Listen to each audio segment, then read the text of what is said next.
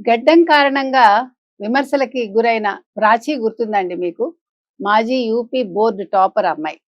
అప్పట్లో 10వ తరగతిలో టాపర్‌గా నిలిచి, ఆ అమ్మాయి గడ్డం కారణంగా చాలా ట్రోల్స్‌కి గురైందండి. అయినా కూడా ఆ అమ్మాయి ఎక్కడా కూడా తన ధైర్యాన్ని కోల్పోకుండా, తను ఇప్పుడు 12థ్ క్లాస్‌లో 91.2% మార్కులతో ఉత్తీర్ణురాలైందండి.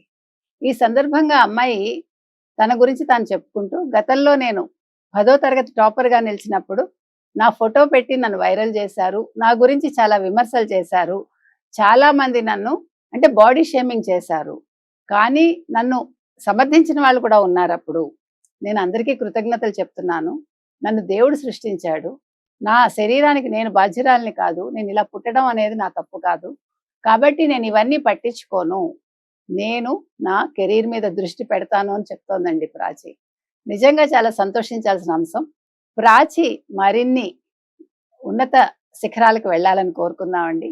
ముఖ్యంగా ట్రోల్స్ చేసేవాళ్ళు, అంటే బాడీ షేమింగ్ కావచ్చు, లేతే ఆడవాళ్ళని ట్రోల్ చేసేవాళ్ళు, మగవాళ్ళని ట్రోల్ చేసేవాళ్ళు, వాళ్ళ శరీర అవకరాల మీద చేసేవాళ్ళు. వాళ్ళందరికీ కూడా ఇప్పుడు ప్రాచి చెప్పుతో కొట్టినట్టు తన మార్కులతో బుద్ధి చెప్పింది.